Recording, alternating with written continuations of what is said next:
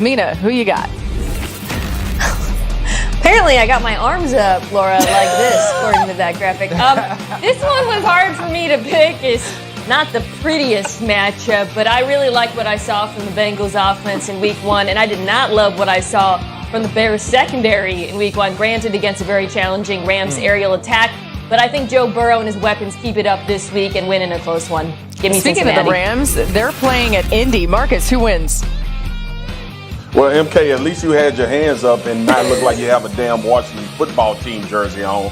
But the interior pressure gave Carson Wentz problems last week, and we all know who's coming into town. Aaron Donald and company, and Jalen Ramsey on the back end. These are not usually the matchups that Carson Wentz succeeds in, and I think that's the case this week. Rams 31-21 over the Colts. Intriguing matchup in Philly. The 49ers come to town. RC, who do you like in that one?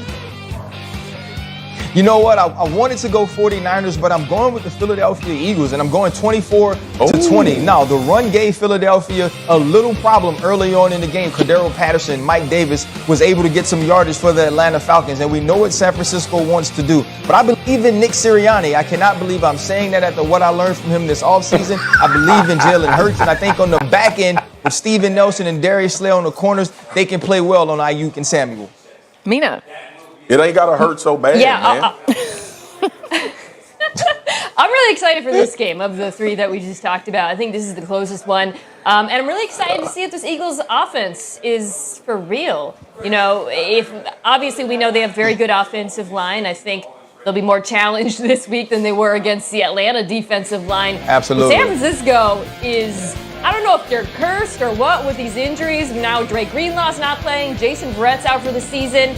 Manuel Mosley's banged up. Guys, I'll be honest with you. I am not sure who is playing cornerback for the San Francisco 49ers in this game. And we know Jalen, last week he was able to kill him with the short passing game, obviously on the move, and the run game is very good as well. But in this particular matchup, given what San Francisco is dealing with at cornerback, it's there for the picking for him to beat him through the air. So I'll be curious to see if he's able to seize upon that opportunity with Devonta Smith, who also looked really good in Week 1.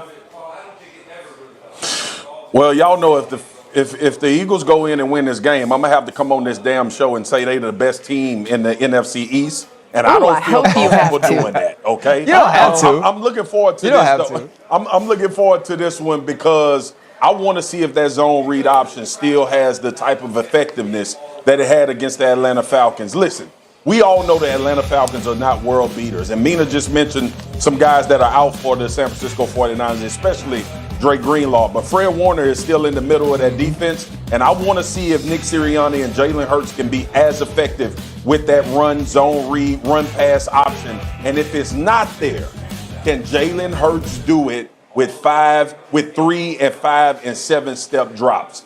That is what I'm looking forward to seeing. Because if Jalen Hurts is stopped from this zone read and he operates at a high level from this pocket, Katie bar the door, baby. It's all coming out of Philly after that. You know what I want to see, what I'll be interested in seeing, and I know Mina and Marcus can speak to this as well. Going back over the game, if you watch Jalen Hurts, he likes to escape to his right. Later on in about the third quarter, the Atlanta Falcons bring pressure to his right. He actually escapes outside the same way. The only time he escapes to his left, he runs the football. He does not become a passer and escape into his left. So I want to see if the 49ers, who traditionally don't bring a lot of pressure, but now have a new defensive coordinator in D'Amico Ryans, understands he doesn't have the corners on the outside to match up with injuries, and that they could put pressure on Jalen Hurts and force him to be a runner instead of a guy who can get out of the pocket and make second plays. It's going to be on Nick Sirianni to make sure he's in the best positions to succeed. Yeah, after a Week 1 win, not as many questions around Jalen Hurts being the future of this Eagles franchise. But in case you were wondering, how about this from Eagles head coach Nick Sirianni wearing the Jalen Hurts T-shirt to his press availability today? The great shades on that He ain't even named the man starter all off season. Nobody want him wearing no T-shirt now. I mean, whatever. RC, did Tomlin ever wear your face on his T-shirt or anything like that? Absolutely not, but he refused to let me play in Denver so he could save my life. So I'll take that over the T-shirt. I love it. Speaking of wearing people's faces on their T-shirts, we all have T-shirts that have Swagoo's face on them, so I guess that shows how we feel about him.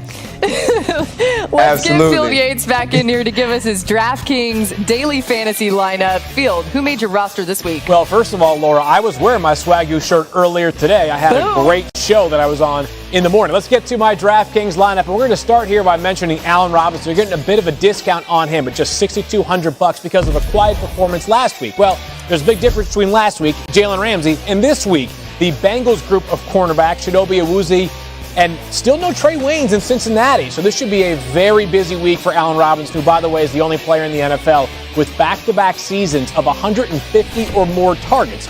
Moving along the rest of this lineup, you see a bunch of the names here, but if you're going to spend up in some places like DeAndre Hopkins, you got to find some value like somebody in Cedric Wilson, who stepped into the number 3 receiver role after Michael Gallup went to injured reserve for the Cowboys because of a calf injury. Now, Wilson may not be nearly as busy as CeeDee Lamb and Amari Cooper, but look at where he's priced at, $3,100. And this offense, as we know, is going to have to throw because their defense is now out of their best player in DeMarcus Lawrence, and they weren't good on defense prior to that. Now, you're probably saying to yourself, okay, we spent big at wide receiver, pretty reasonably at running back. How about at quarterback?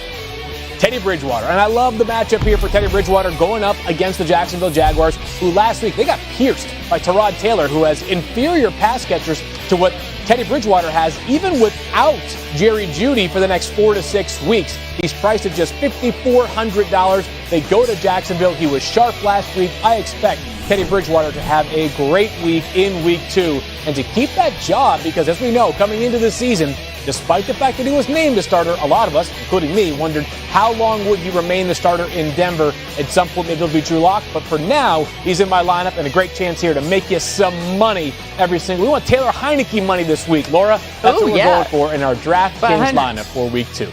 I love it, Phil. $125,000 if you get the win there. If you're Taylor Heineke, you got a couple Bears in the lineup. It's good stuff. Also, you mentioned the injuries to the Cowboys and their defense. That's what we're talking about next on NFL Live, as DeMarcus Lawrence is now out with a foot injury.